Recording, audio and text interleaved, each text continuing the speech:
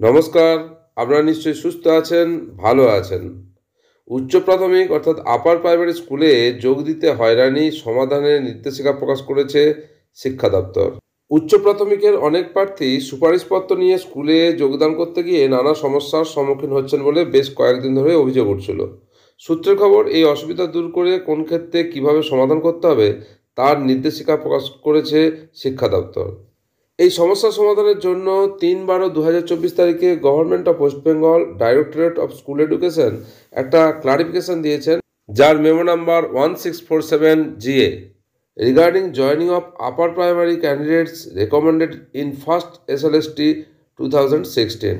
আপার প্রাইমারিতে রেকমেন্ডেশন পাওয়া ক্যান্ডিডেটদের জয়নিংয়ের ক্ষেত্রে কিছু গুরুত্বপূর্ণ ক্লারিফিকেশন। ১ নম্বর ইস্যু, যে সমস্ত স্কুলে এমসি বা অ্যাডমিনিস্ট্রেটর কোনোটাই নেই সেই সব স্কুল ক্যান্ডিডেটদের জয়েন করাতে চাইছে না, সেক্ষেত্রে কী হবে? ক্লারিফিকেশনে বলা হয়েছে যে অ্যাডমিনিস্ট্রেটর নিয়োগের জন্য ইমিডিয়েট স্টেপ নিতে হবে এবং এই সংক্রান্ত একটা নির্দেশিকা ডিআইদের উদ্দেশ্যে বার করা হয়েছে, যেখানে বলা হয়েছে 10 দিনের মধ্যে এই অ্যাডমিনিস্ট্রেটর নিয়োগের কাজ সম্পন্ন করতে হবে। কিছু ডিআই টেট অ্যাডমিট কার্ড দিতে বাধ্য করছেন, যদিও 2015 টেটের ইমার্কশিট বা 2011 টেট সার্টিফিকেট দিলেই যথেষ্ট। এক্ষেত্রে মনে রাখতে হবে, ক্যান্ডিডেটরা টেট 2011 যে অরিজিনাল সার্টিফিকেট এসএসসিতে লাইফ টাইম ভ্যালিডেশনের জন্য জমা দিয়েছেন, যা এখনও রিটার্ন করা হয়নি।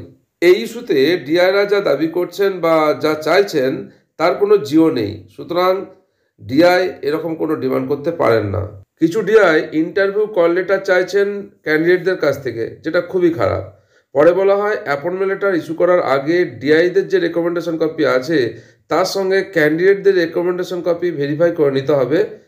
এই ইস্যুতে বলা হয়েছে, ক্লারিফিকেশন দেওয়া হয়েছে যে এরকম কোনো জিও নেই যে ইন্টারভিউ কল লেটার চাওয়া হবে।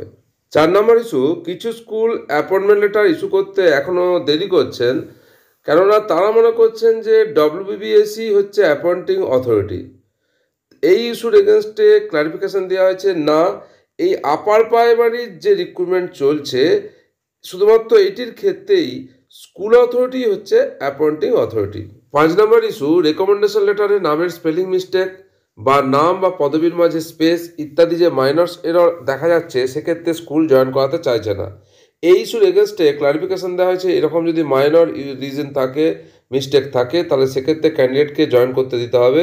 দরকার হলে WBCSSCর সঙ্গে কন্ট্যাক্ট করা যেতে পারে।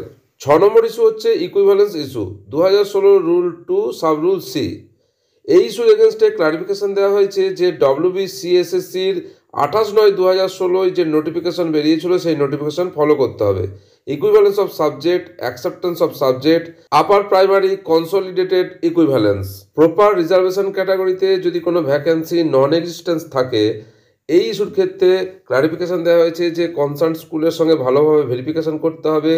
যদি প্রবলেম জেনুইন হয় তাহলে ওই স্কুল WBCSSCকে জানাবে, ওই সময়ে কনসার্ন ডিআই সুইটেবল ভ্যাকেন্সি খুঁজে দেখবেন। ৮ নম্বর ইস্যু হচ্ছে জেনারেল ক্যাটাগরির কোনো ক্যান্ডিডেট রিজার্ভ ক্যাটাগরি ভ্যাকেন্সিতে জয়নিং। এই ইস্যুর এগেনস্টে ক্লারিফিকেশন দেওয়া হয়েছে, একদমই অ্যালাউ করা যাবে না, অর্থাৎ জেনারেল ক্যাটাগরির ক্যান্ডিডেট রিজার্ভ ক্যাটাগরি ভ্যাকেন্সিতে জয়েন করতে পারবেন না। ৯ নম্বর ইস্যু হচ্ছে joining of reserve category candidates in reserve category vacancy.